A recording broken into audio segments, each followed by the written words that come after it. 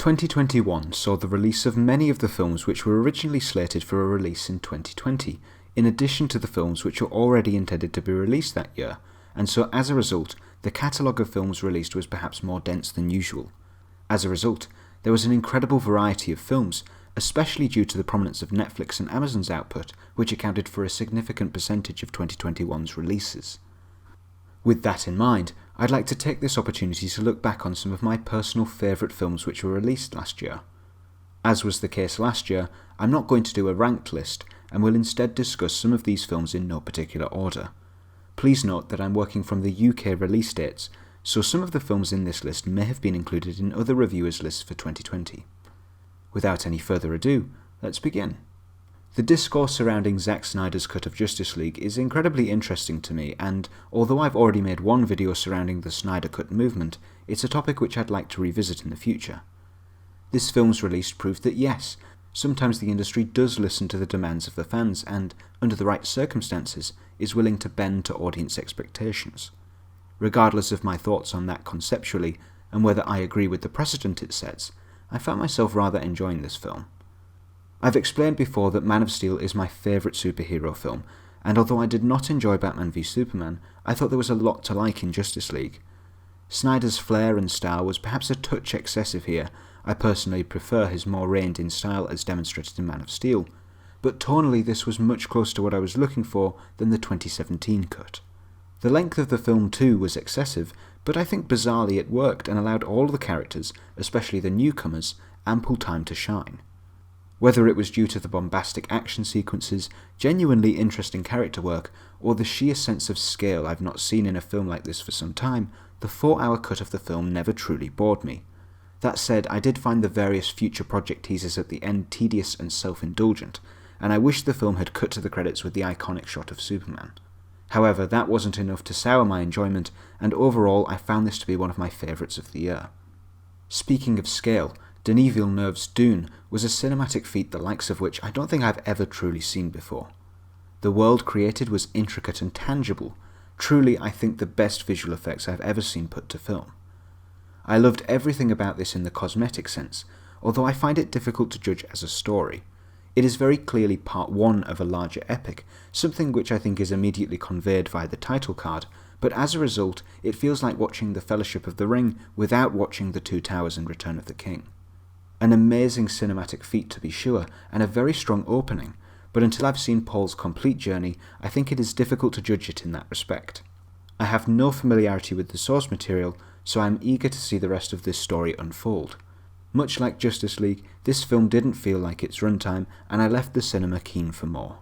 The Green Knight is an interesting film which I've thought about a lot since watching it. Some other commentators have already made comparisons to films like Apocalypse Now and Ad Astra, which I think are justified.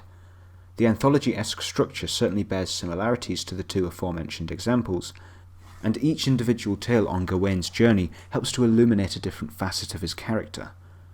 The final montage was truly haunting, and incredibly captivating despite featuring no words. The whole film was a great example of storytelling without an over-reliance on dialogue. I'm not sure I fully grasp everything the filmmakers intended here, but as I say, the film left me thinking about it a lot after the fact, and certain elements were strangely resonant. So in that respect I think it did its job well, and I would be curious to see how I feel about it again if I rewatch it. Promising Young Woman is obviously an incredibly topical film. Despite this, I never found it to be ham-fisted in its delivery or execution, and I think it's an incredibly poignant film which explores a female perspective in a way few of its contemporaries have. It makes you feel uncomfortable, but that's precisely the point, and I think more people should watch this as a result.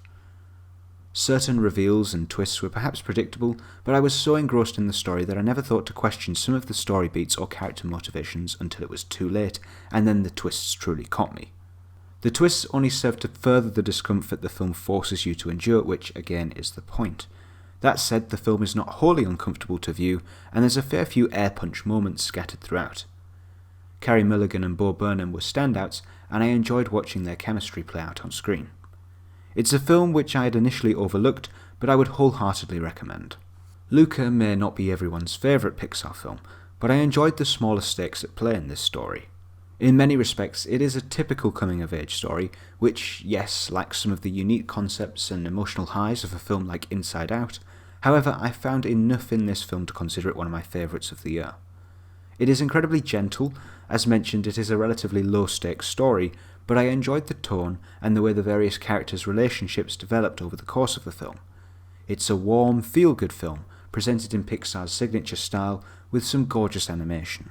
First Cow, like Luca, is a film I hugely enjoyed for its gentle tone and the relationship between its two main characters as their enterprise blossomed over the course of the film. Despite the gentle tone, the film didn't shy away from the hardships and poor conditions people faced in this period of history, and it was refreshing to see a topic explored that is so low stakes in a modern context, but plainly meant a great deal historically. It feels like many historical and Western films deal with much higher stakes, so to see an issue like this raised somewhat matter-of-factly was unique. As a result of the scenario, and as mentioned how taken for granted it is in a modern context, the film was actually surprisingly funny. How intentional or not this was is up for you to decide.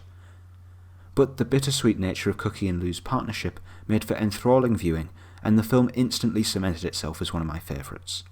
Of these films, there isn't necessarily one that I would pick out as my absolute favourite of the year. I like them all a great deal for different reasons. However, if there was one which I had to say was my favourite, it would be Another Round. I can't quite pinpoint what made this film stand out to me above the others. Conceptually, the premise of the film drew me in, and the different reactions to the experiment from the four leads made for an intriguing character study.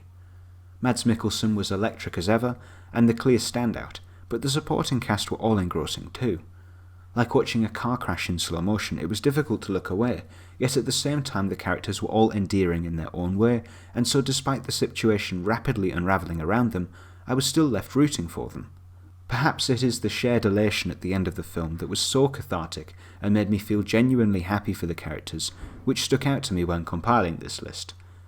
As a film, it illustrates the highs and lows of these characters' lives in a way that is both simultaneously ordinary and extraordinary.